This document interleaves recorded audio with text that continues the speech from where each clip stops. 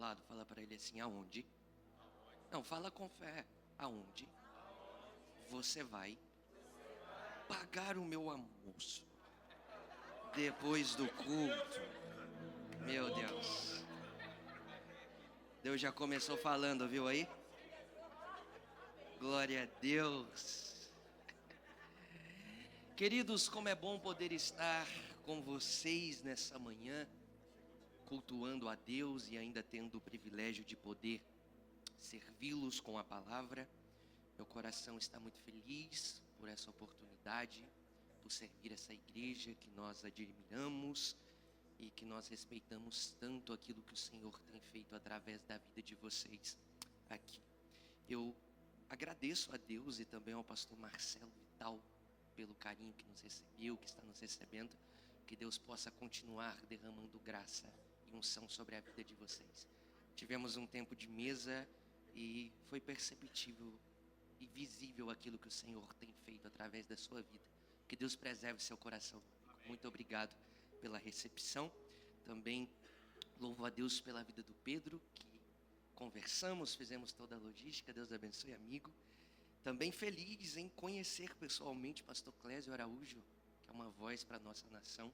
Que alegria, que privilégio, que Deus siga te abençoando. Estou acompanhado ali também pela vida do meu amigo Rafael. Obrigado pelo carinho. Nós servimos a Deus ali em Goiânia, na Family Church, pastor Mac Anderson. Trago um abraço do meu pastor para vocês. Quantos querem ouvir a palavra? Evangelho de Jesus segundo escreveu Lucas, por favor. Capítulo de número 4.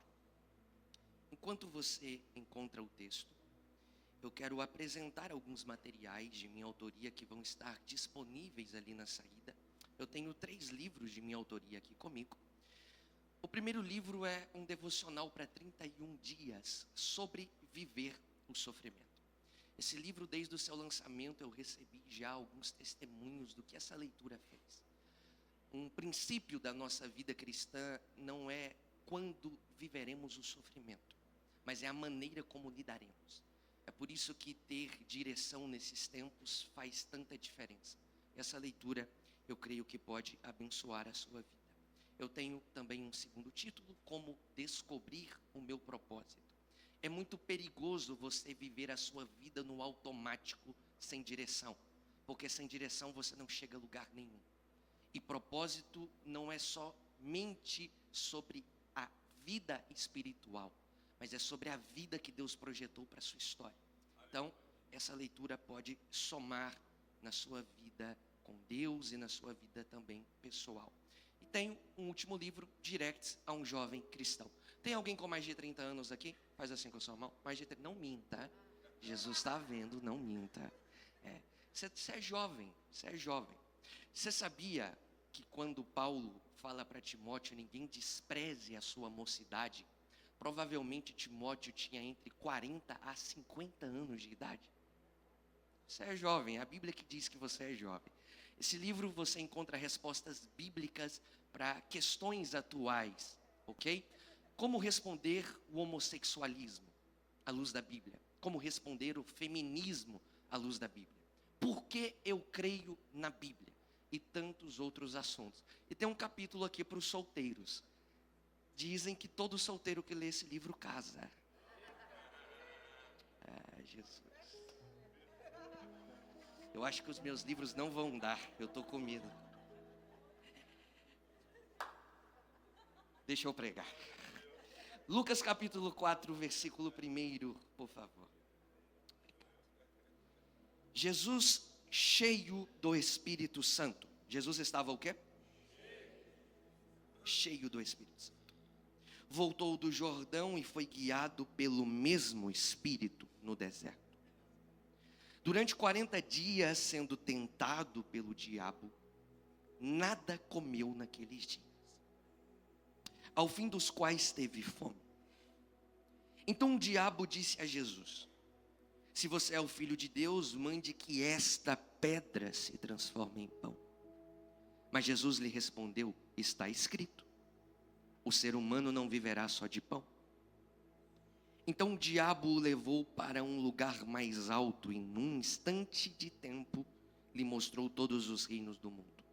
E disse: eu lhe darei todo este poder e a glória destes reinos, porque isso me foi entregue e posso dar a quem eu quiser.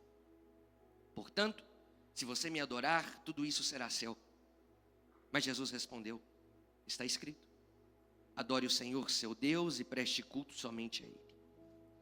Então o diabo levou Jesus a Jerusalém, colocou-o sobre o pináculo do templo e disse: se você é o Filho de Deus, jogue-se daqui para baixo, porque está escrito: aos seus anjos ele dará ordens a seu respeito para que o guardem, e eles o sustentarão nas suas mãos, para que não tropecem em alguma pedra.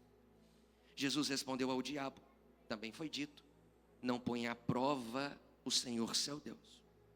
Tendo concluído todas estas tentações, o diabo afastou-se de Jesus até momento oportuno. Amém. Olha aqui para mim, deixa eu fazer uma pergunta e eu queria que você fosse sincero comigo. Quem aqui é solteiro? Misericórdia, gente. Quantos aqui são casados? Não, eu vou perguntar de novo, senão os solteiros não vão querer casar. Quantos aqui são casados? Ó, começou a melhorar, vamos lá, para eles quererem casar. Quantos aqui são casados? Agora eles vão querer casar. Olha aqui, eu tenho 1 ano e 8 meses de casado, lua de mel. E eu tenho descobrido algumas coisas. E entre uma das coisas que eu tenho descobrido é que você não pode de maneira alguma deixar uma mulher com fome. É terrível. É terrível. Eu acho que entra um espírito destruidor. Mas existe algo muito mais perigoso do que a fome. É a tentação. E é extraordinário a construção como Lucas vai mostrar a imagem de Jesus aqui. Lucas vai mostrar Jesus sobre uma perspectiva da escassez, falta de alimento. São 40 dias em um deserto, sendo tentado pelo diabo. Olha aqui para mim. A tentação não chega depois de 40 dias. As propostas chegam depois de 40 dias. Porque o texto é claro em dizer que Jesus foi tentado em todo esse período no deserto. E a partir do 40º dia, 3 propostas são colocadas como conclusão daquilo que Jesus é levado. Então eu queria te levar a perceber que o grande desafio aqui não é a fome, não. Mas é o momento, porque o momento que Jesus vai ser colocado é um momento de fragilidade, é um momento de ausência.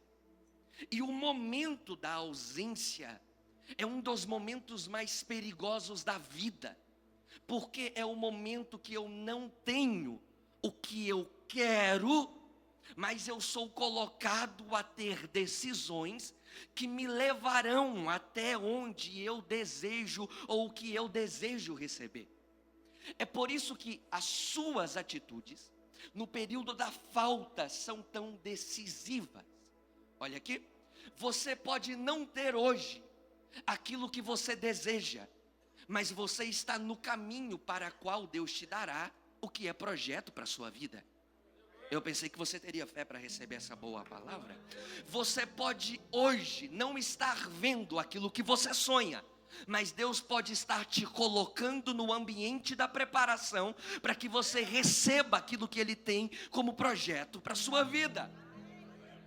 E há algo que muda tudo no texto, que é o primeiro versículo.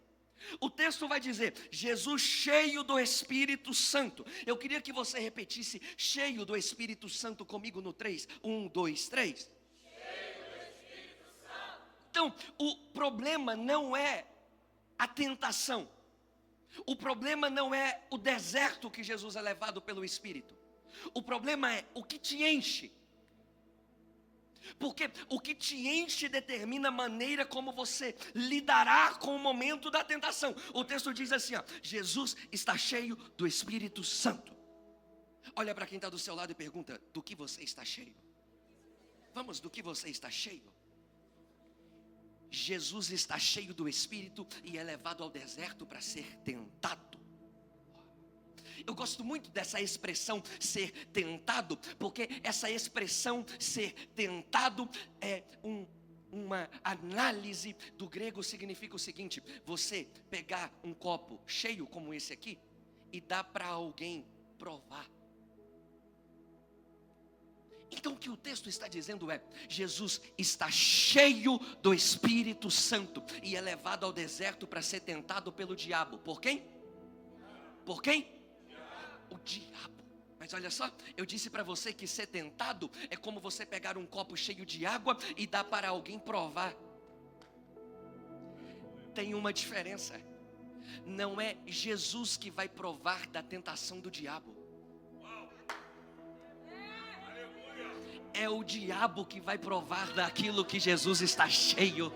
Ah, meu querido, sabe o que eu estou dizendo para você? Que aquilo que você se enche, mesmo que você seja levado para o deserto da tentação, é o diabo que terá que ver. Ele é diferente, ele carrega algo diferente, ele está cheio, porque o deserto não muda quem eu sou, mas como eu estou cheio do Espírito Santo, eu posso ser levado à tentação. Eu estou cheio, é o ambiente que vai ter de provar de quem eu sou. Eu estou cheio do Espírito Santo. Cheio do Espírito Santo. Cheio do Espírito Santo. Então, é isso que muda a realidade da vida de alguém. Não é que o ambiente me faz ser definido pela ausência, mas é pelo que eu estou cheio mesmo quando algo não é visível. Não vai dar em nada. Você vai fracassar. Olha a realidade da sua história. É porque você não sabe do que eu estou cheio. Porque cheio eu venço no deserto. Cheio eu venço na provação.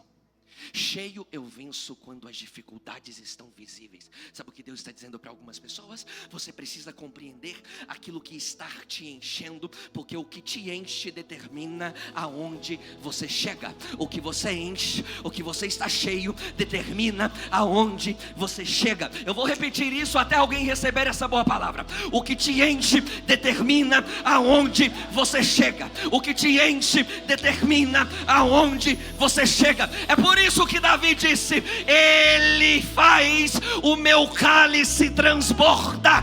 É por isso que em Atos capítulo 2, antes de o Espírito descer no capítulo 1, Jesus olhou para os discípulos e disse: permaneçam em Jerusalém na ausência, e vocês vão ser cheios do Espírito Santo.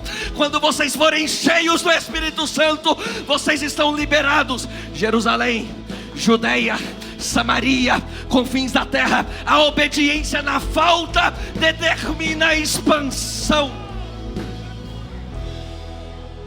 Eu posso liberar uma palavra de Deus para a sua vida.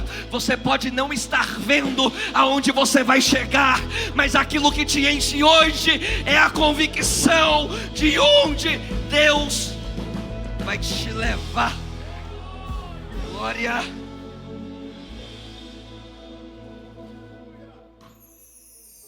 Olha aqui, Jesus está cheio do Espírito Santo e é levado pelo Espírito ao deserto. Ninguém gosta do deserto, porque o deserto é um ambiente que parece expor as minhas fragilidades. Mas sabe por que nós não gostamos do deserto? Por conta de algo que o texto está deixando claro. O texto diz: Jesus está cheio do Espírito Santo e é levado ao deserto. Quem não é cheio do Espírito Santo e é levado para o ambiente da provação, dá mais valor para o ambiente da provação, dá mais valor para o local. Mas quem é cheio do Espírito Santo, qualquer local que é levado, mesmo que no deserto, ele floresce. Se Deus te enche do Espírito Santo e te leva para o deserto, uma vara floresce do dia para a noite. Se Deus te enche do Espírito Santo e te leva para o deserto, uma pedra sai água no deserto. Se Deus te enche do Espírito Santo e te leva para o deserto, Ele manda pão do céu para prover para a sua realidade. Eu estou te mostrando que não importa o cenário, o que importa é quem te enche nesse processo. Olha aqui. O texto diz o seguinte: quando ele está cheio do Espírito Santo, ele volta. Ele o quê? Ele o quê? Ele volta do Jordão e vai para o deserto. Pera, ele está cheio do Espírito Santo. Eu pensava que estar cheio do Espírito Santo significa simplesmente avançar. Mas como? Cheio do Espírito Santo, Ele me faz voltar e ainda me leva para o deserto. É simples. É porque uma visão natural olha para voltas como retrocesso. Mas quem enxerga o ambiente do caminho pela lógica espiritual, nunca é retrocesso, sempre é avanço. É por isso que em Ezequiel você vê que Ezequiel recebe uma visão de seres angelicais, tanto no capítulo 1 como para além do capítulo 1 em outras perspectivas, e toda a narrativa dessa revelação. O texto diz o seguinte, que esse ser angelical que Ezequiel recebe a visão, ele nunca retrocede, ele sempre avança. Porque quando você é colocado nesse ambiente espiritual, mesmo que você seja levado para o deserto, deserto não significa que você viverá o fim da sua vida ali. Significa que Deus está transicionando você para um novo nível. Você não pode desprezar as fases. Você não pode desprezar os ambientes de dor que Deus te leva, porque o ambiente que Deus te leva é um ambiente de preparo. Eu vou repetir isso aqui para você. O ambiente que Deus te leva é um ambiente de preparo.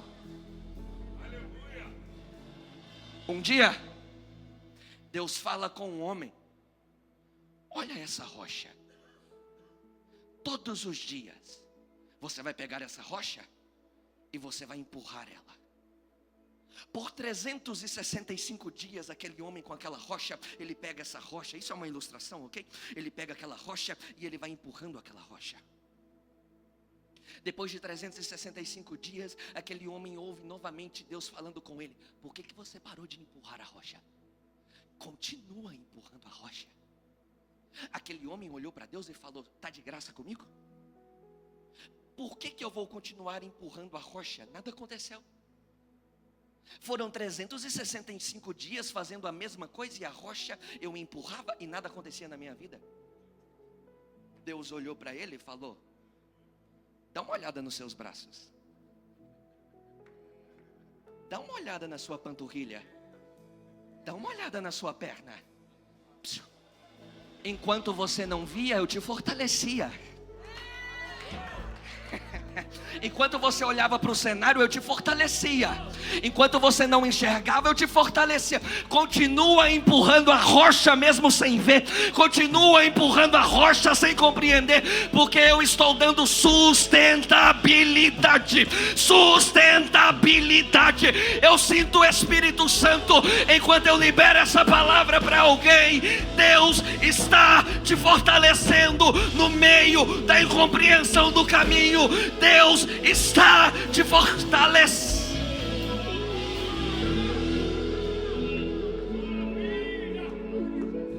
Vai parar ou vai continuar? Vai pensar em desistir ou vai continuar? A prova que você quer abandonar é justamente o ambiente que Deus está dizendo: eu te fortaleço, continua. Eu te fortaleço, continua. Eu te fortaleço.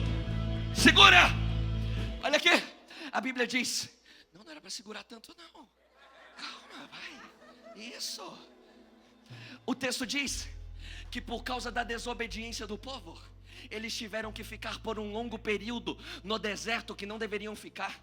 Ficaram por um grande período no caminho. Diz o texto em Atos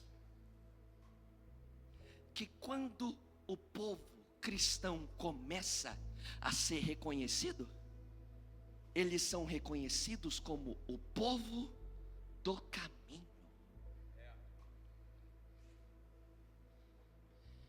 A vergonha do passado, a marca do passado, a dor do passado, que estava impregnado na consciência do povo de Deus, quando Jesus chega, é transformada e usada em uma nova perspectiva. Porque o que o texto está me mostrando é que quando Jesus chega no cenário, isso muda. Então, não importa se eu sou levado para o deserto, não importa se eu sou levado para a provação, o que importa é se eu estou no centro da vontade de Deus. Porque se eu estou no centro da vontade dele, até mesmo o que vem para marcar a minha vida se torna um amplificador de Deus para a realidade que ele me leva. É por isso que estar no centro da vontade dele é o que muda tudo. Te mostro algo. Um profeta chamado Jonas, quando fugiu do centro da vontade de Deus, se tornou a causalidade de tempestade na embarcação dos outros. Porque toda pessoa que não está no centro da vontade de Deus causa tempestade. Qualquer pessoa que não está no centro da vontade de Deus causa tempestade. Mas o Evangelho de Marcos capítulo 4 me mostra um outro grupo que estava no centro da vontade de Deus e foi levado para o meio de uma tempestade. De repente, no meio dessa tempestade, um homem se levanta. É Jesus. Vento. Água. Por quê? Existe uma diferença. Se eu não estou no centro da vontade de Deus, eu causo tempestade e morro pela tempestade. Mas se ele me leva para a tempestade, ele vem e acalma a tempestade. Se eu vivo o momento da aflição sem ele, eu sou destruído. Mas se eu vivo a pior fase com ele, ele diz: você não vai parar, você não vai ser destruído, a tempestade não te para, você não vai paralisado. Eu tenho uma palavra para liberar para a catedral da família. Não importa a tempestade, não importa a perseguição, Deus estará na embarcação da sua vida. Será que você pode celebrá-lo nessa manhã?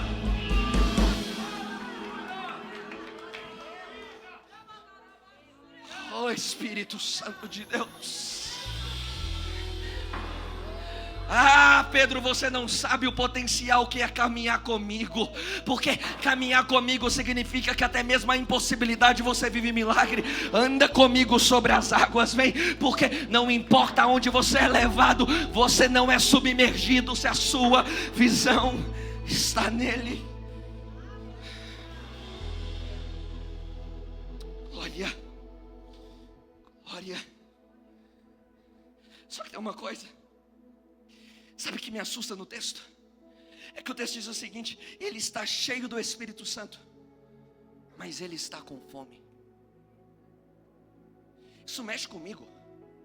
Porque como pode um paralelo como esse, abundância e escassez na mesma história? Cheio do Espírito, mas sem alimento. Se você olha somente para o texto de Lucas, a gente fica perdido. Porque o texto começou dizendo que foi o Espírito Santo que levou Jesus ao deserto. E que é no deserto que ele é tentado pelo diabo.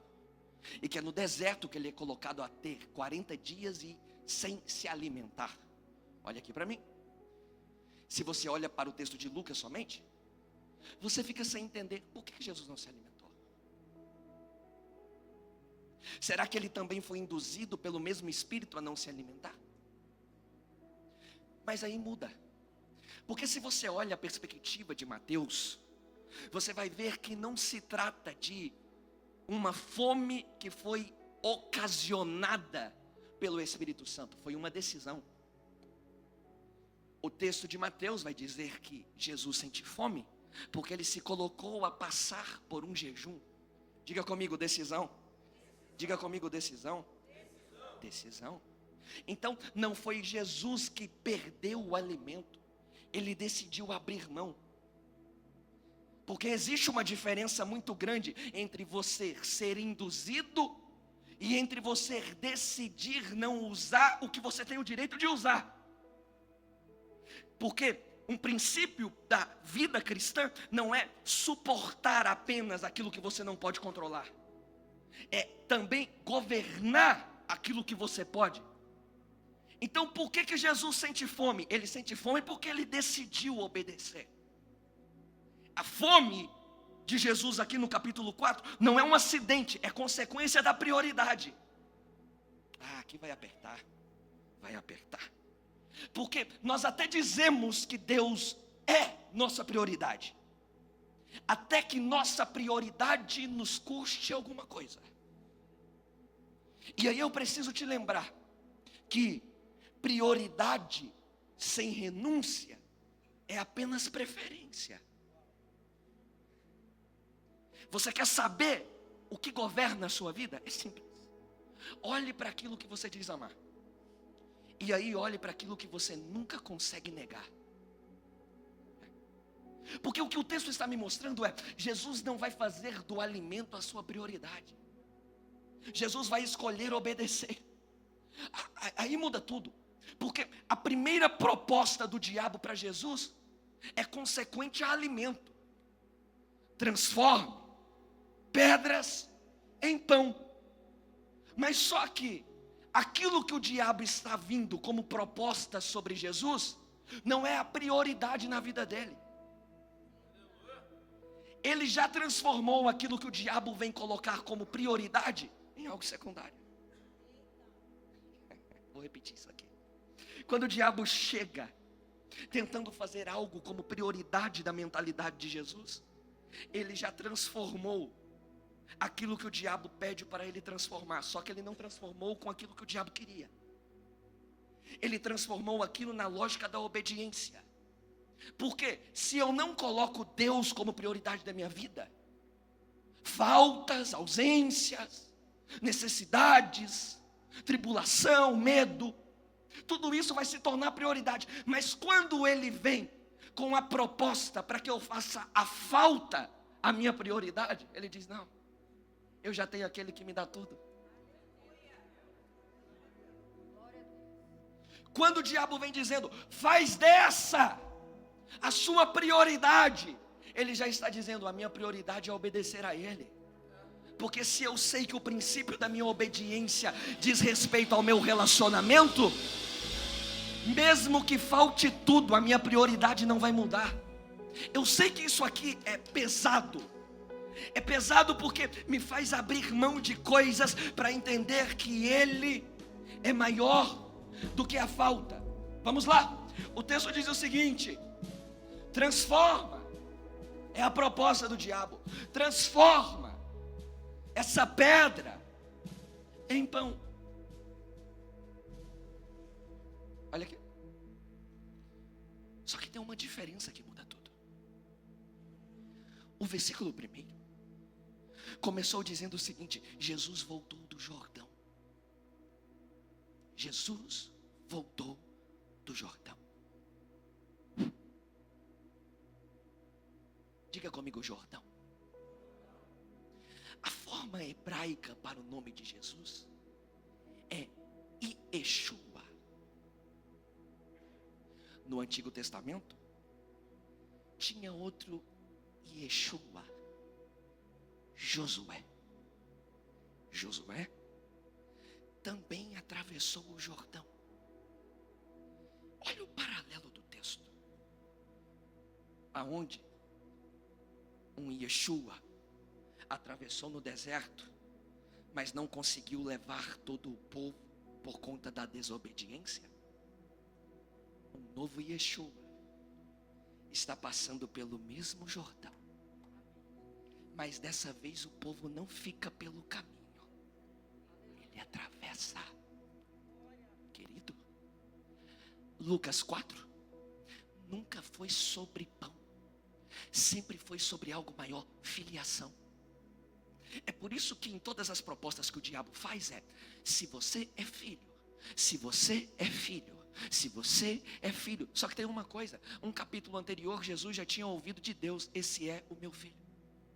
Porque o diabo sempre vai tentar colocar em jogo aquilo que você já recebeu como revelação. Então a tentação aqui é sobre se provar. Você precisa se provar. Só que tem uma coisa: quem é não precisa se provar. Quem é discernido pela sua essência. Você não precisa ficar se provando para ninguém. Se você é em Deus, você já tem a sua identidade. Então olha só, o texto então é sobre filiação. É por isso que um capítulo anterior desse texto, capítulo de número 3, você vai perceber que quando Jesus vai ser apresentado em sua genealogia, a partir do versículo de número 23, você vê que Jesus, ele é apresentado na sua genealogia de frente para trás. Jesus, filho de José, e aí começa um desenvolvimento de genealogia. Isso não é comum. Agora, eu queria chamar a sua atenção, por gentileza, no capítulo 3, versículo 38. É possível projetar para mim, por favor? Capítulo 3, versículo 38. Projeta para mim. Olha só, olha só. Tá aí, diz amém. Tá aí, diz amém. Olha aqui. Eu estou falando que o que está em jogo aqui é algo chamado filiação. Diga comigo, filiação. Olha só, olha como que a genealogia de Jesus, ela é encerrada. Filho de Enos, filho de Sete, filho de quem? Filho de quem? Filho de Adão, que é filho de? Só que o filho de Deus, Adão, caiu em um ambiente perfeito. O filho de Deus, unigênito do Pai, vai ser vitorioso em um ambiente improvável. Então, o que há de comparação no texto é aonde o primeiro Adão falhou e caiu, o último Adão vai vencer. Mas eu vou dizer algo para você ficar mais feliz comigo. Olha aqui, a genealogia começa de frente para trás. Adão é quem caiu, mas qual que é o último nome que termina a história? Na verdade não termina, é o começo. Adão, filho de Deus. Alguém pensa, rapaz, a história fracassou. Não. Antes de Adão tinha alguém que estava controlando a história. A história não termina em Adão. Adão, filho de Deus. E esse Deus que está na história está sustentando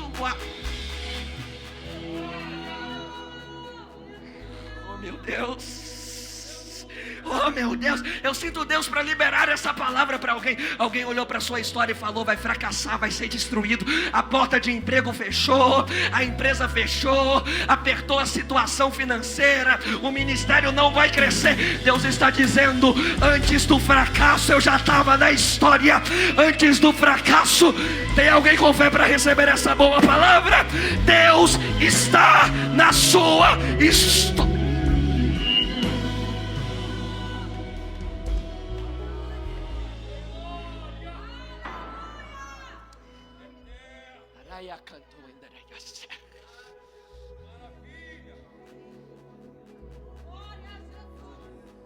Você não pode mudar quem você é.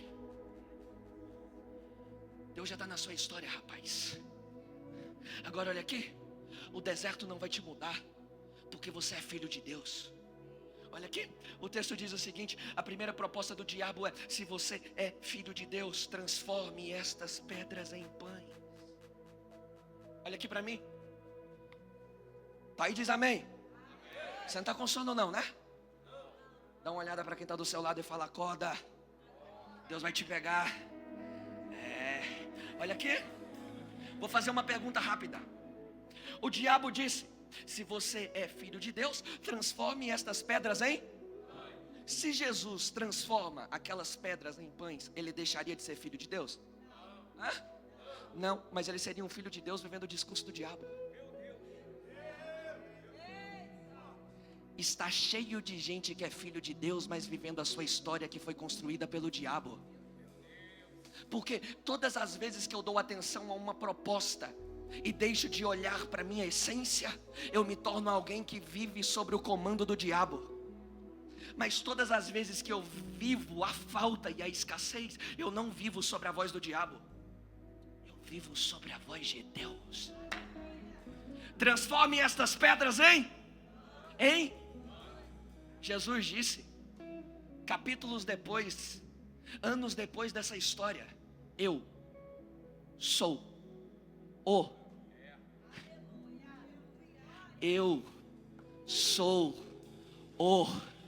pão da vida.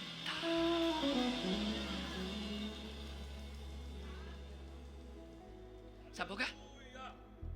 O diabo sempre vai atacar na área do que você vai se tornar. Vou repetir isso aqui. O diabo sempre vai atacar na área que você vai se tornar. Por que você não pode transformar essas pedras em pão? É porque eu sou o pão. Como que eu vou transformar aquilo que eu sou? O que você está gritando para tentar me fazer duvidar do que Deus já falou é justamente o que eu vou me tornar. Sabe, é por isso que o diabo vai querer colocar em jogo a sua identidade. É por isso que ele vai querer fazer você duvidar daquilo que Deus revelou. Pregar, você não pode pregar. Cantar, você não pode cantar. Ser um grande empresário, você não pode ser um grande empresário. Casamento feliz, olha só o casamento dos seus pais. Para trás de mim, diabo, porque aquilo que você está tentando colocar uma interrogação já é uma afirmação de Deus sobre a minha.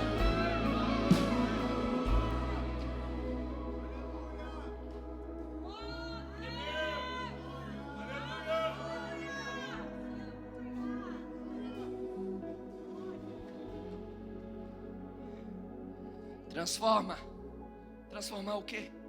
Pedras em pão. Diga comigo, transforma a pedra em pão. Se Jesus faz isso, esse seria o primeiro milagre. Mas Jesus não faz isso. A proposta do diabo é chegar para Jesus e dizer: transforma isso em outra coisa. Só que a Bíblia vai me mostrar que o primeiro milagre de Jesus é transformar uma coisa em outra coisa. Água em vinho. Então a estratégia do diabo é: transforme isso naquilo, e vai ser o seu primeiro milagre. Só que a Bíblia me revela que o primeiro milagre de Jesus foi justamente transformar algo em outra coisa.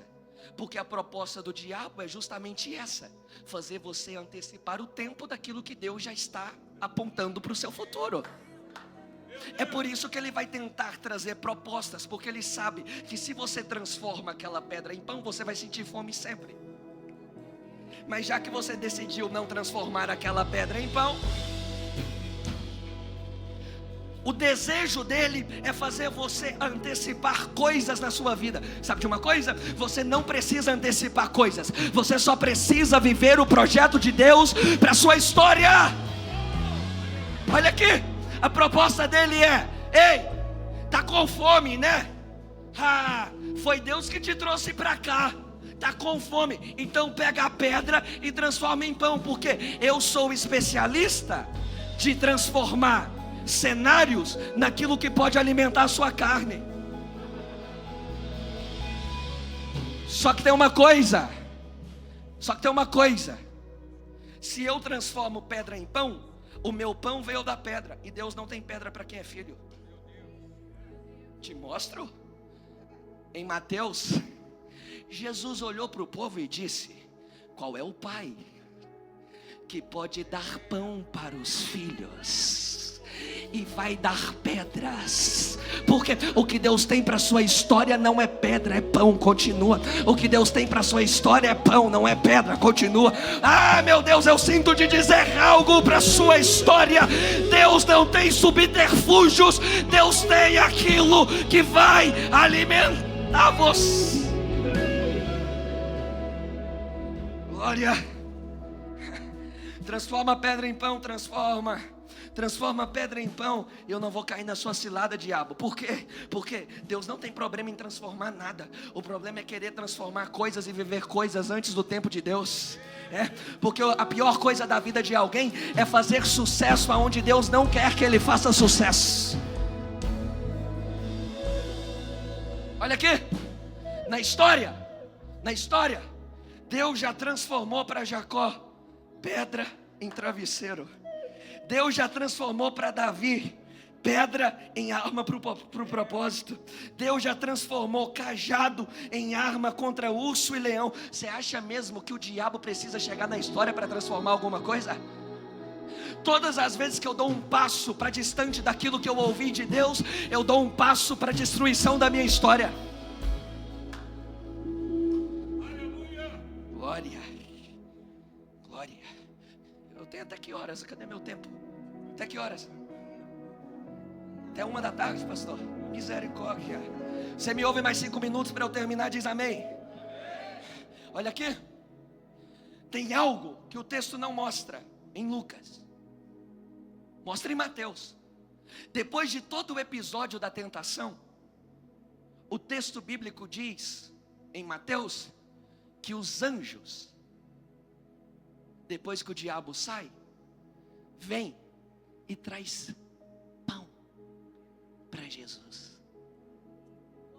Eu pensei que você ia dar glória a Deus nisso aqui. Ele vem e traz pão para Jesus. Não precisa desesperar o seu coração. Aquilo que é seu vai chegar. Aquilo que é seu vai chegar.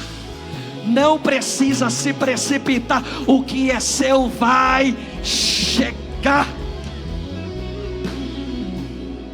Olha aqui, para que eu termine. Projeta para mim, por favor, Êxodo 16, versículo 4. Êxodo 16, capítulo 16, versículo 4. Olha assim, olha aqui. O Senhor disse a Moisés: o povo está no deserto. E Deus diz: eis que farei chover do céu pão para vocês. O povo vai sair e vai colher diariamente a porção para cada dia. Eu os porei à prova para ver se andam na minha lei. Ou seja, o que está acontecendo aqui é um cenário que o povo foi colocado no deserto. E aí Deus diz o seguinte: tem uma coisa, eu vou mandar do céu todos os dias pão. Olha só que legal. Deus vai mandar pão. Glória a Deus. É todo dia cedo vindo pão. Uau. Pão com mortandela. Todo tipo. Glória a Deus. Só que tem uma coisa. Esse pão que é enviado é o maná. Diga comigo, maná. Maná. Maná. Essa expressão maná vem de um termo hebraico chamado manhu. Diga comigo, manhu. Olha só, falou hebraico. Chique. Manhu. Sabe o que significa manhu? Manhu significa o que é isso. Só que também manhu pode significar quem é ele. Eu estou falando do Antigo Testamento. Deus dizendo: eu vou mandar do céu manhu. O povo olha e no mesmo tempo que pronuncia o que é isso que cai do céu, também pronuncia: quem é esse que cai do céu? O que é isso que cai do céu? Quem é esse que cai do céu? O que é isso que cai do céu? Evangelho de João: eis o verbo se tornando carne, Olha Paulo dizendo, ele abriu mão do céu e se encarnou, porque ele é o pão da vida, ele é o pão da vida, ele é o pão da vida, ele é o pão. Quem é ele? Ele é aquele que caminhou, ele é aquele que fez milagres, ele. Para terminar, o diabo está tentando usar aquilo que é a identidade dele para tentar destruir ele no deserto. Meu Deus! Sabe qual que é o nosso desafio? É entender que Deus não manda pão pronto para ninguém. Pão precisa se tornar. Não, João, não é isso, não é. Porque nós lemos em Êxodo que quando Deus mandou para o povo do deserto, Ele mandou pão. E quem disse que o pão estava pronto? Te provo? Abra para mim, por favor, Números capítulo 11, versículo 7. Números 11, 7. O maná era como semente de quê? E a sua aparência era semelhante a de bidélio. 8. O povo ia por toda parte, colhia, moía, socava, depois cozinhava, depois faziam bolos. O sabor do maná era como de bolos amassados com azeite. Deus não manda pão pronto para ninguém. Ele manda a semente e você prepara. Ele manda o tempo e você respeita. Ele manda a fase e você caminha. Sabe o que Deus está dizendo? O casamento não vai vir pronto, o ministério não vai vir pronto, os sonhos não vão vir prontos, o crescimento não vai vir pronto. Você vai respeitar o tempo, vai viver o tempo e vai trabalhar, porque é por isso que Ele vai colocar a dúvida.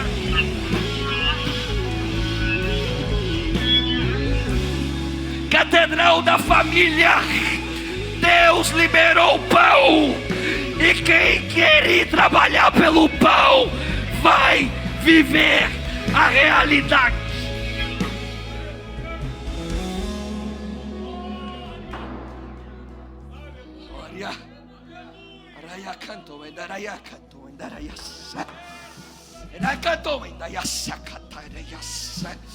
Respeita o tempo. Respeite o tempo. Vai duvidar até quando? A promessa que Deus fez está de pé. Trabalhe pelo pão. Trabalhe. Essa foi a primeira tentação. Depois dessa vem mais duas. O diabo leva Jesus e faz propostas de poder. O diabo leva Jesus e tenta usar a Bíblia para tentar desviar Jesus do seu propósito. E sabe uma coisa que é extraordinária? É que quando o diabo vai usar a Bíblia com Jesus, eles estão no pináculo do templo, na igreja. Sabe qual que é o lugar que o diabo adora usar a Bíblia para desviar as pessoas? É na igreja. Todo pregador que usa uma promessa da Bíblia, que não é uma promessa da Bíblia de Deus para você, ele é um pregador como o do diabo. Ele é um pregador como o diabo. Porque a estratégia do diabo é justamente fazer e mudar essa palavra para que na sua compreensão desvie você do caminho. Só que Jesus conhece a Bíblia. E a única maneira de eu fugir do diabo é eu conhecer a palavra. O problema é que a gente tem uma geração que quer conhecer coisas, quer conhecer subterfúgios, mas não quer conhecer a palavra. A partir do momento que eu desejar conhecer a palavra, tudo muda. Quando o diabo faz uma das últimas propostas para Jesus, ele diz o seguinte: se você me adora, eu te dou todo este poder.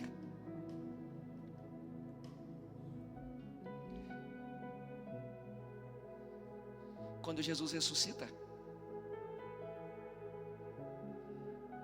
Jesus olha e diz: foi-me dado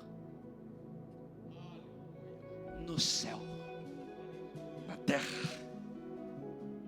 o poder dele foi-me entregue.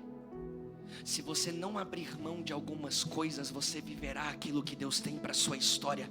Respeite o tempo e você vai viver aquilo que Deus projetou para a sua história. Acabei. Fique de pé, por favor. Glória. Sabe de uma coisa? Deus te trouxe aqui para alinhar seu sentimento, para alinhar seu coração ao projeto dele. Você vai sair daqui diferente, entendendo que existe algo de Deus para você quando você respeitar o tempo dele. Eu queria que você estendesse as suas mãos para os céus. Nós vamos orar, uma canção será ministrada, e durante esse tempo será um tempo de Deus de reavivar sonhos perdidos, projetos perdidos, esperança perdida.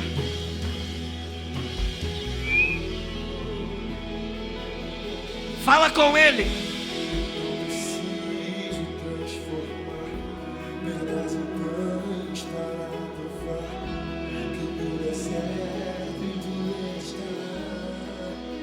Cuidando de alto não vou me lançar, só pra demonstrar o teu poder. Eu não preciso ver fenômenos pra crer em ti. Não troco nossa comunhão pelo prazer de conquistar palácios, riquezas. Como no deserto isso vai passar, por isso existir no escuro. Quando a minha força se esgotar, o teu anjo vai me libertar. Será que você pode declarar isso?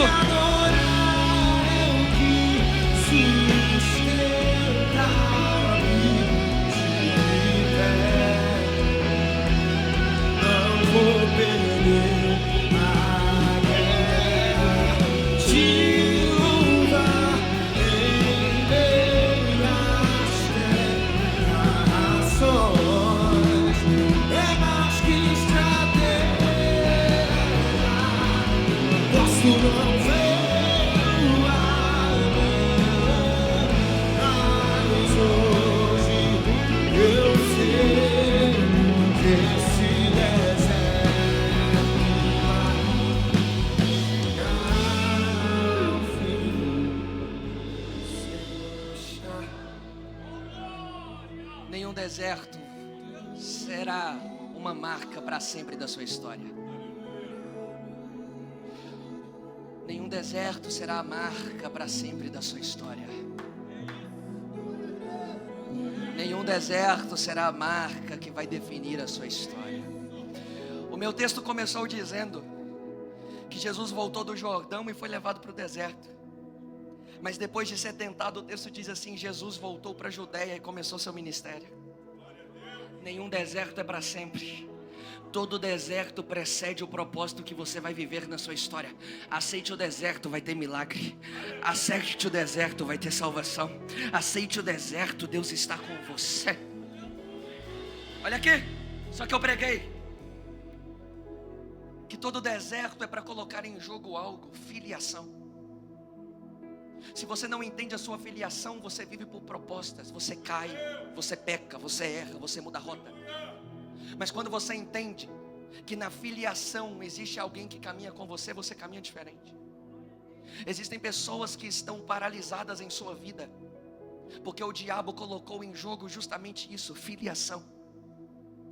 E é a Bíblia quem vai dizer que filiação só é encontrada para quem confessa a Ele como Senhor. Quem o recebe como pai se torna filho. Isso se chama adoção, Ele te adota. Talvez você não tenha tido referência paterna. Talvez o seu pai não tenha tido o melhor relacionamento com você. Ele é seu pai. É por isso que eu não posso terminar essa mensagem sem fazer um convite. Um convite para quem quer ser adotado por Ele, por quem quer pertencer a essa família. Um convite para quem quer caminhar diferente. Esse não é um convite para que você abrace uma placa de igreja, não. Pelo contrário, é para que você seja abraçado por Ele. É diferente. É por isso que o meu convite é para você. Você que está preso em seus sentimentos, em suas dores, você que pensou em desistir do casamento, tirar sua vida, preso por sentimentos, ansiedade, depressão. Meu convite é para você. Para você que quer entregar a sua vida para Ele e dizer: a partir de hoje, sou eu e o Senhor. É o Senhor do meu lado, caminhando comigo. É o Senhor comigo todos os dias. Por isso, se há alguém entre nós que deseja entregar a sua vida para Jesus, eu queria que você erguesse as suas mãos para o céu. Você que quer entregar a sua vida para Jesus, levante suas mãos para os céus. Eu tenho uma vida aqui, eu tenho outra vida aqui, eu tenho outra vida aqui. Cadê você que vai entregar a sua vida para Ele? Você que está com as suas mãos erguidas, por favor, vem aqui à frente, eu queria orar por você. Por favor, vem aqui, deixa eu orar por você. Saia do seu lugar e vem cá meu filho, vem. Pode vir. Deixa eu orar por você.